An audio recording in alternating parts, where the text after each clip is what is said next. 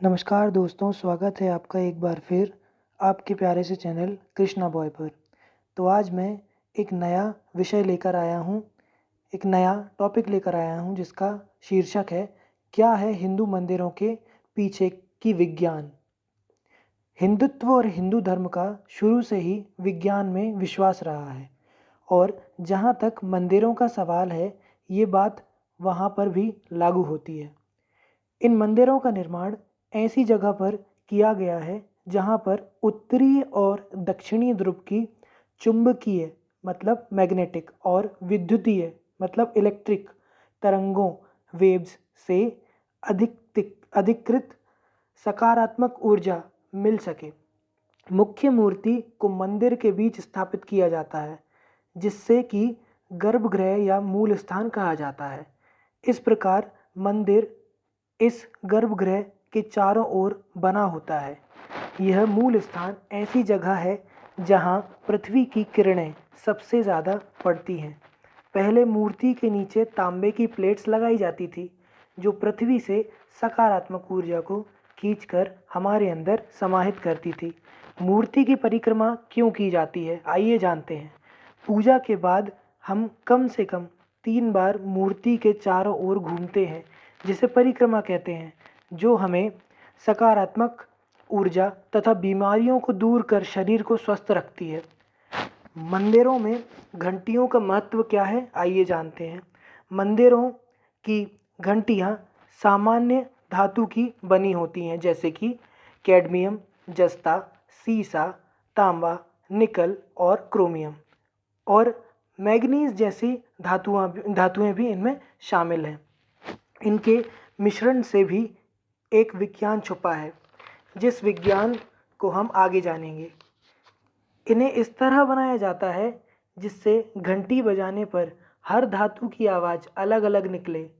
घंटी की यह ध्वनि शरीर के 7 चक्रों को शुद्ध करती है, इसलिए जब हम घंटी बजाते हैं तो हमारे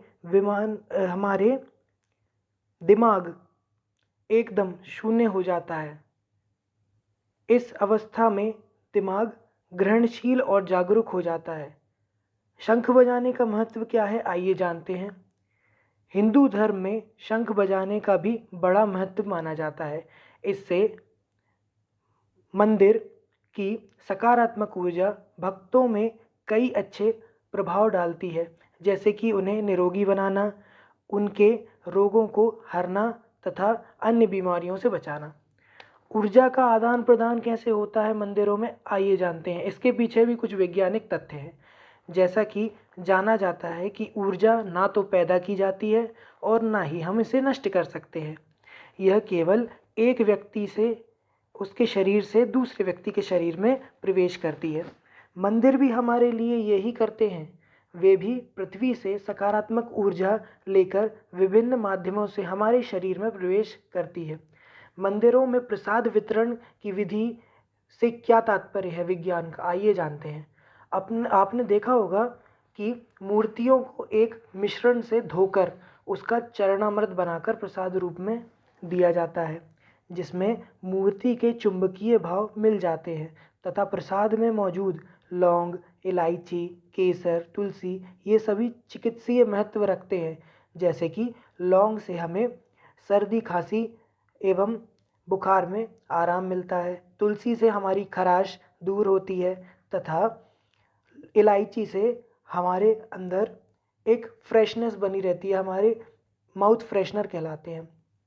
आगे बढ़ते ही हम ये जानेंगे कि भारतीय मंदिर की वास्तुकला में विज्ञान का क्या योगदान है।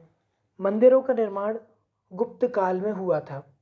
सूर्य की दिशा के अनुसार मूर्ति या देवता को स्थापित किया जाता था। अब कुछ ऐसे मंदिरों की चीज़ों को हम जानेंगे जो कि मंदिरों में ही रहती हैं लेकिन हम उन्हें नोटिस नहीं करते।